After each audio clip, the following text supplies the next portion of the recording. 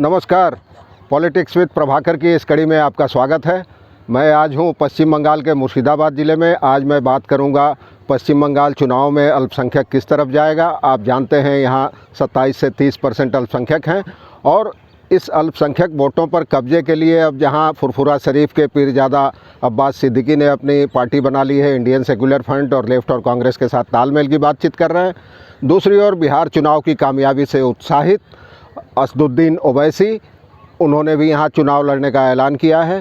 तो इस बार अल्पसंख्यक वोटों की बहुत मारामारी है यहाँ, और इसको समझने के लिए मुर्शिदाबाद से बेहतर कोई जगह नहीं हो सकती। इसलिए मैं आज आया हूँ मुर्शिदाबाद की राजधानी बहरमपुर, ज़िला मुख्यालय है और कभी नवाब सिराजुद्दौला का शासन था यहाँ। काफ़ी ऐतिहासिक जगह है और मेरे पीछे आप देख सकते हैं हज़ारदुआरी पैलेस, यानी 1000 दरवाज़ों वाला महल है। तो इससे पहले कि मैं आपको आगे चर्चा करूं इस मुद्दे पे, आपसे एक अनुरोध करना चाहूँगा कि अगर आपको मेरा ये कार्यक्रम पसंद आए तो आप इसे शेयर कीजिए, लाइक कीजिए और सब्सक्राइब कीजिए। तो अब बात करते हैं पश्चिम बंगाल में मुसलमान इस बार विधानसभा चुनाव में उसका क्या रुख रहेगा।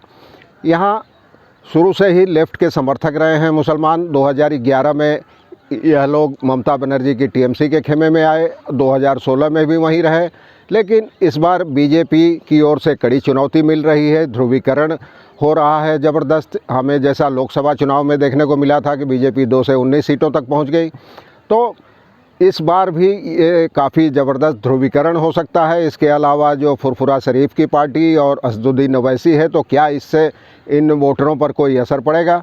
मेरी तो अब तक जिनसे बातचीत हुई है उनका कहना है कि ऐसा कुछ नहीं है। मुसलमान, आप जानते हैं, पूरे देश की तरह आखिरी मौके पर ये सब फैसला करते हैं कि किसे वोट देना है। मैंने इस बारे में बात की बहरमपुर में मशहूर पत्रकार महतो जी से, सुबोध महतो जी से, तो उनसे क्या कहना है। सुबोध जी, आपका स्वागत है। आप बताइए कि इस बार ये मुसलमान वोटर क्या सोच रहे हैं। Sorry, I am Sukumar Mahato. Oh sorry, मैंने बात की सुकुमार महतो जी से, तो वरिष्ठ पत्रकार हैं, यहाँ एक मशहूर अंग्रेज़ी अखबार के लिए काम करते हैं बहरमपुर से। तो मैंने उनसे पूछा कि इस बार यहाँ मुसलमान चुनाव में क्या सोच रहे हैं, क्या फुरफुरा शरीफ और ओवैसी से कोई फ़र्क पड़ेगा?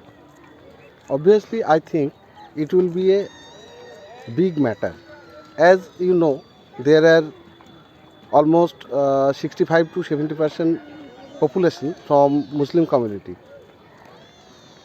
If the total minority voters do not cast their votes for Abbas or your Furfura Sharif, Purpura Sharif or YC, I think as there are 22 constituencies here in Murshidabad district, most of the minority people think that these mainstream politicians have not done anything for their true development, and at least 10% people will cast vote for them, and which is you can say 5,000 to 8,000 votes they may cut from these mainstream political parties, and it will be a big factor, and that may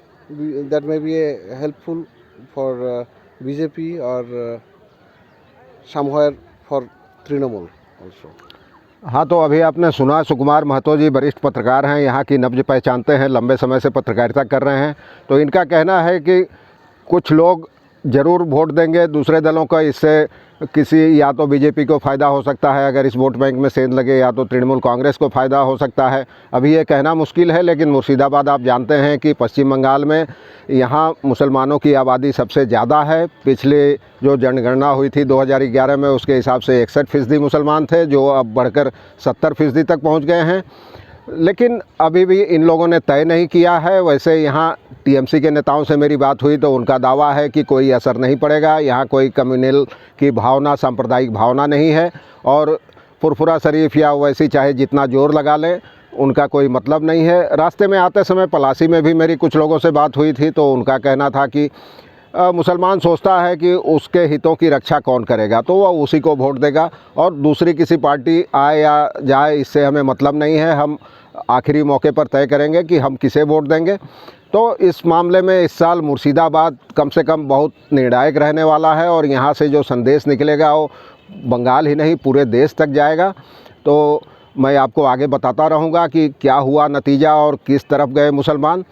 तो देखते रहिएगा मेरा ये कार्यक्रम। और हाँ, आपको एक बार फिर अनुरोध करूँगा कि अगर आपको ये कार्यक्रम पसंद आए तो इसे लाइक करें, शेयर करें और सब्सक्राइब करना मत भूलें। धन्यवाद।